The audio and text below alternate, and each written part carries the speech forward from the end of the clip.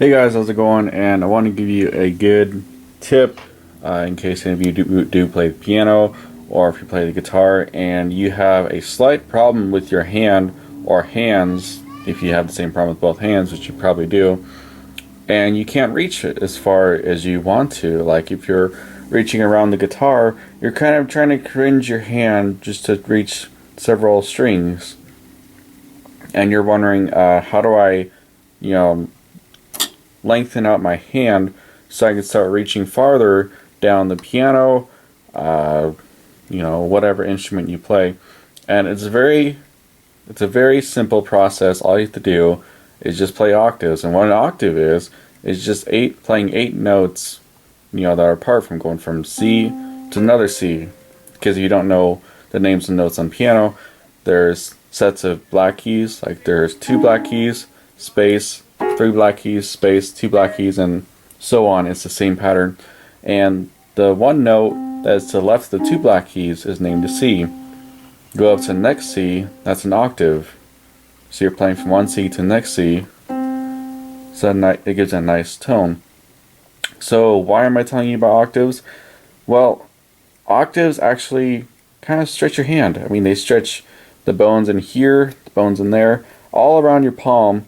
Your fingers are actually stretching while you're playing an octave. So what you can do is you can play imaginary octaves. Like you can play, just whatever. You could go different patterns. You can go C, C, C, C, D, D, D, D, C, C, C, C, whatever.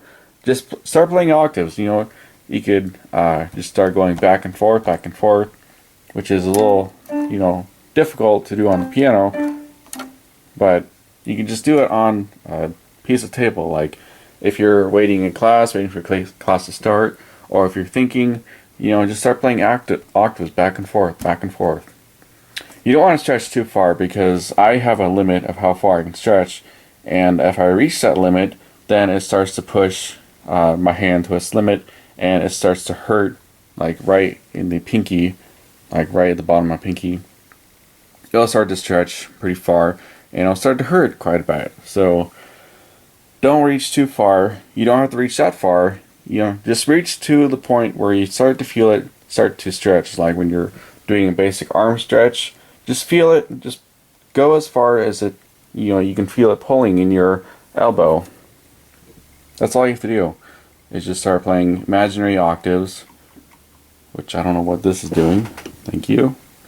Just start playing imaginary octaves, and later you'll notice that your hand is actually starting to become, able to reach wider. Like I can now reach from C to a D, from C to a D, without having to go C, then leaning over to a D, which is what some people have to do. But if you do this every day, just start stretching. You don't have to do it very long, just for like 5 or 10 minutes at a time, and then rest for a little bit. Just keep doing that, and you'll keep stretching your hand, and you will start reaching farther. So that's a good tip I wanted to give out, because I didn't learn it from anyone. No one taught it. I looked through my book, my piano book. It didn't say anything about that. I didn't say anything about stretching our hands before, actually starting to advance in the higher grade levels. But, just keep playing imaginary octaves, or, if you have smaller hands, don't imagine playing octaves just to reach as far as you can. Don't reach too far, because you'll start to build, strains in your hand, and you don't want to do that, because your hands will start to get tired and they'll start to hurt. So just be careful. You know your limits. I'm pretty sure we all do. And just keep doing that, and you will soon either be able to play an octave or, whatever.